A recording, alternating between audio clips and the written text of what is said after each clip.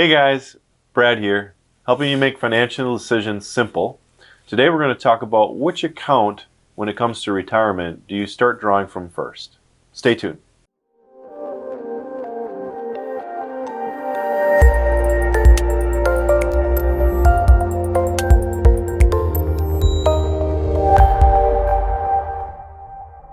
This can be a pretty tricky topic for a lot of people to figure out. Some people just think, well, I take money out of my biggest account or the one with the most tax, but the real answer is, it's kind of a trick question.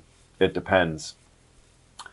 What would be more helpful, I imagine, is asking yourself a series of questions to really determine how best to structure this retirement distribution plan for yourself so that it really fits your personal preferences. This is ultimately going to answer that question of where's the money going to come from to fund your retirement lifestyle. So question number one, what accounts do you have? What money have you consciously set aside for retirement? These are accounts like savings accounts, other brokerage and investment accounts, maybe even some annuities or similar investments.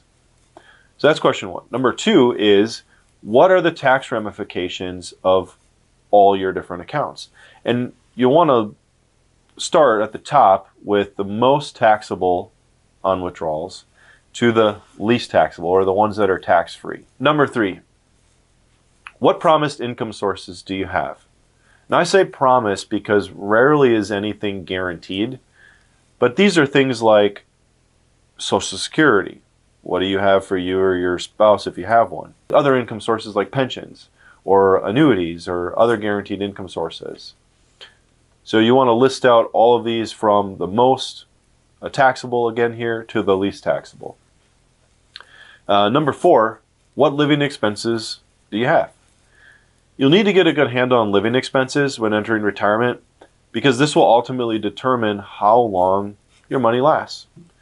The amount of money you need to fund your lifestyle in retirement will also determine the amount of taxes you're going to have to pay, right? The more income you need, chances are you're going to be in higher and higher tax brackets. It's pretty rare to have a retirement scenario where all our income is coming from tax-free sources, with the only taxable income coming from something like Social Security. Number five, begin to question the amount of tax you'd like to pay in retirement. Well, ideally, nobody wants to pay any tax. But chances are you have investments that you listed before that have tax ramifications. Begin to mix and match different tax scenarios for you to determine which bracket you want to similarly stay in retirement. Maybe it's the same bracket you're in now, maybe it's one higher, or maybe it's something lower.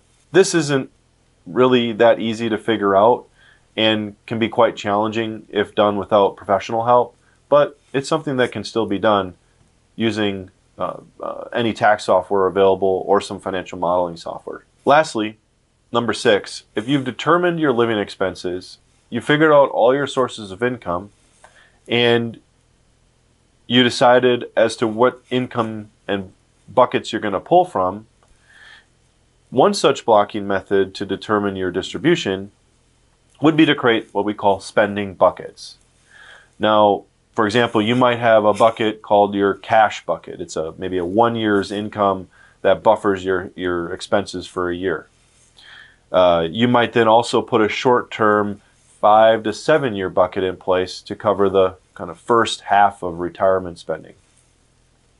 And then you might also position a bucket that has a longer-term goal with different risk than the other two buckets, depending on your preferences, for the back end of retirement. Now, if all these questions seem a bit overwhelming, I totally can relate and I sympathize with you.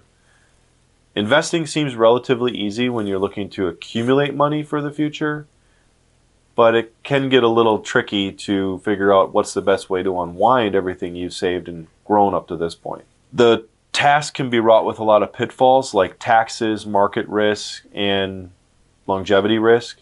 And without really creating a plan that fits you well, you may end up running out of money before time. And nobody wants to see that happen.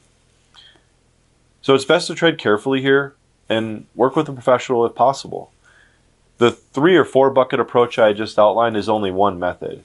And depending on your attitudes and preferences towards things like portfolio safety, liquidity, and your attitudes of longevity, you may have a different strategy altogether. In any case, I hope you found this information useful and some good questions to ask yourself about where the money is going to come from for retirement. If you'd like more information, visit us online, and before you leave, smash some buttons below. Take care. Keep doing life better.